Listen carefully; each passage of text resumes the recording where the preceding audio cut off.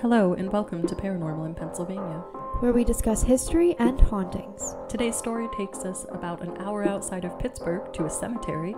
I'm Sarah. And I'm Erica. Let's get into it. So this location, Coulterville Cemetery, was recommended by a good friend who is a regular podcast listener. And the irony is she really hates spooky stuff. So shout out to her for still listening. Yes. But when I asked her about her personal experience here, because she actually grew up really close to this cemetery, she said she had none because she would not go there because she has always known that it's haunted. Interesting. Yes. And we went there. Yes. So our takes will come into play when we talk about the hauntings. But to start with the history, there unfortunately was not much history on this place. The oldest grave I found online was dating back to 1923, so it's at least 100 years old. Okay. But there was no record of when it was created. Okay. And based on what I read about it, I expected it to be a pretty big cemetery. I think we were both kind of surprised. Yes, I definitely thought there were going to be walkways through it, and it just ended up being grass throughout the whole thing. Right. Yeah, and I too expected like a big walkway and like a big grand cemetery, but it looks like it's just a cute little local cemetery. Yes. Prior to the cemetery, there was allegedly an orphanage on the grounds there. And in the 19th century, the orphanage caught on fire and burned down. Oh my gosh. It was so violent that it trapped everyone inside and everyone in the orphanage perished. That's horrible. I know. I can't imagine. No, me either. There was also allegedly a church on the grounds that burned down, but no one was in the building at the time. Okay. So, something interesting about this is as we were walking around, I try not to tell you the history or the hauntings on the place. Right. But I know it. And there were big pieces of, like, concrete. Yes. Just off to the side. Like right. In the woods. Which was so interesting to me because I can't imagine that an orphanage would be built out of that. No. I also can't imagine that it's big enough to house an orphanage and a church on that land. Well, and it was like downhill slanted. Steep. Yes. Like Yes. not just a minor little, I mean, it was like a hill. Yeah. So I can't imagine like a building being there. Right. Neither can I. So the history says that the locals were so disheartened by this orphanage being burnt down that they instead turned the land into the cemetery that it is today. Ah, okay. Another version of the story says that there was an orphanage there, but that it was safely demolished. Oh. So regardless of the story, it is that there used to be an orphanage there. Okay. Which is very surprising to me. Yes. So, again, I had no clue about this place. It was not even on our radar until our friend suggested it. And it's actually listed as the number 6 most haunted cemetery in Pennsylvania. That's high up there for the size of it. That's also part of why I thought it was going to be massive. I almost thought we went to the same place, but I checked like 3 times. So, to begin, reports have said you'll hear harrowing screams and cries of children when you first enter the cemetery. And then once you get out of the car, you can hear tiny footsteps getting closer and closer to you. Suddenly the footsteps will stop, and some people have even reported they feel a tiny hand grabbing theirs. Oh my gosh. I know, and we did. When we approached, we stayed very quiet. Yes. Trying to look and listen for anything. We even rolled down the windows so that we could hear. So we did not have that experience. And it said if you walk or drive through the cemetery during the day, it is said that you can hear the sounds of children laughing and playing, almost as if the day before the fire is preserved. Oh, well, if that is what happened and they are kind of stuck here, it would be nice to think that they're just the day before. Right, just having and fun. laughing. Yeah. Yeah, there's not many negative reports at all during the day, and this kind of reminds me of Miss Peregrine's Home for Peculiar Children, if anyone's familiar with that book or movie. But are you?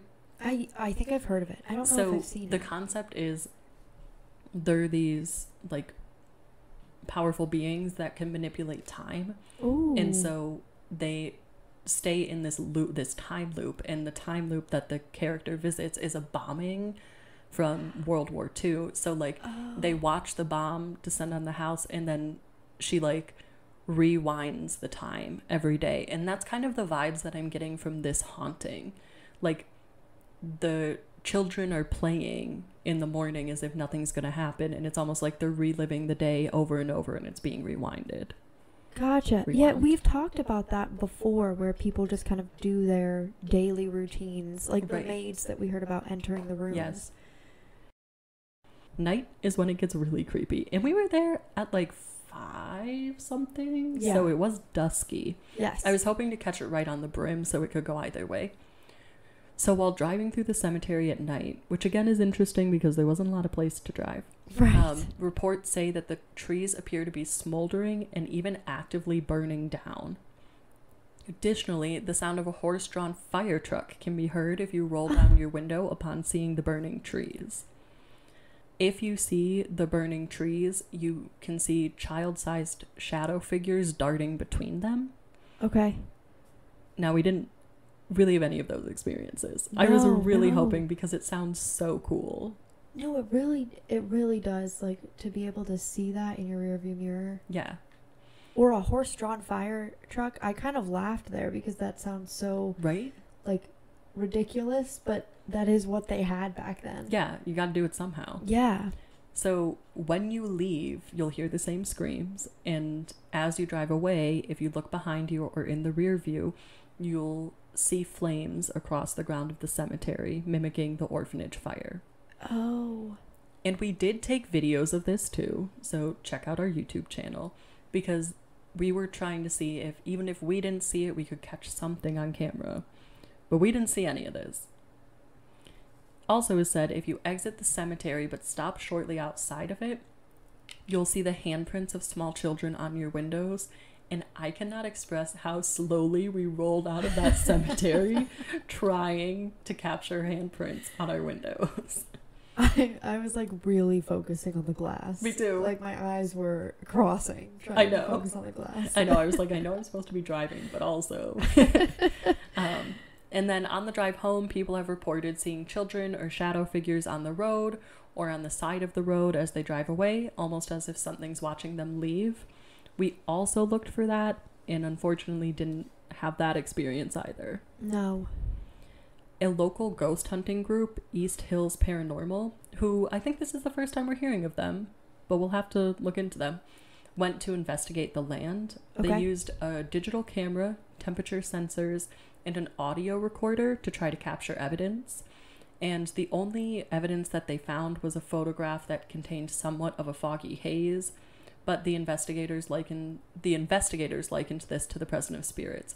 But a photography expert says that it's probably just moisture in the air, because it is a wooded area. Oh, okay, that does make sense. I took pictures too, along with the videos we took, and I didn't see anything in any of my photos. No, I didn't get anything either. Interestingly enough to me about this place, all of the reports center on the children, and I know it was an orphanage, but there have to have been adults there. Well, yeah, that was what I thought of when you were talking about the fire in the beginning. I was thinking like there were adults probably trying to get these kids out and just couldn't. But there's no reports of it, which is, I wonder why. Yeah. So those are the hauntings. Do you have anything else to add about your experience there? I will say it looked like, I remember when we pulled up, I was like, this looks like we've entered another dimension. Like, it looked weird. And then, I don't know if you remember this, but my last name was on one of the gravestones. And that really freaked me out. Mm-hmm. I was just like taking that video, and then I looked down and I'm like, okay. I know, when you said, my last name's on this gravestone, I turned around and said, what? Because I heard you, but it wasn't computing. Yeah. And I think it's weirder that it was your last name, like, big.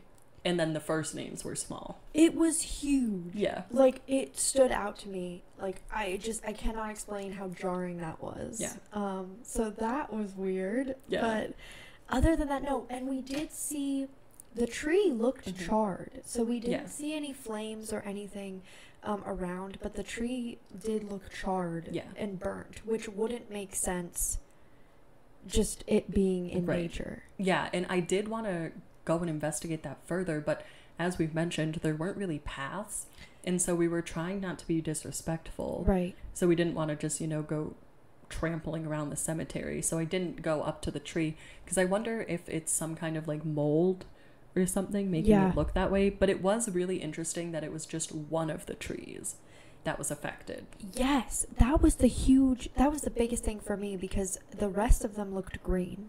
Yeah. And it was just that one, and it was the one that was most inlet to the... That's a good point, too.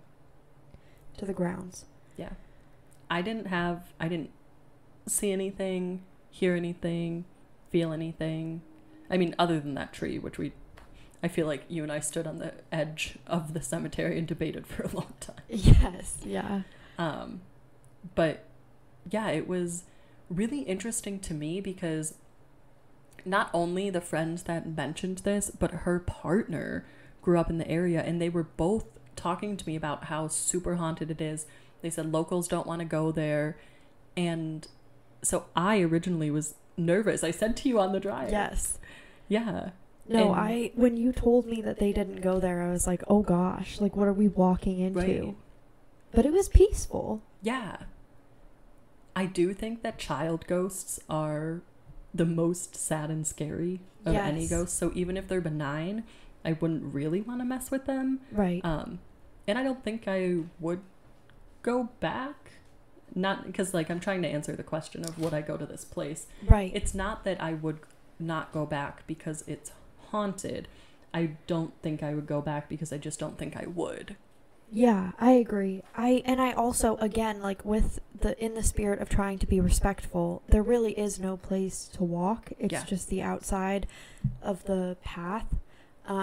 Which, again, really crazy that gravestone was placed where it was, because we were not walking through the cemetery. But yeah, I think just in the spirit of being respectful, there's not a lot of places to drive. There's not a lot of places to walk. Yeah, there's no reason to go back. Yeah. Yeah. And I did get the feeling of we shouldn't be here, but I think that it might have been just because I didn't want to be disrespectful, not because it's haunted. Yes. Yeah, I know what you mean. So that's Coulterville Cemetery. We are always looking for smaller, less prominent haunts to discuss. Local haunts are super interesting to us, and we would love to hear any stories that you personally have.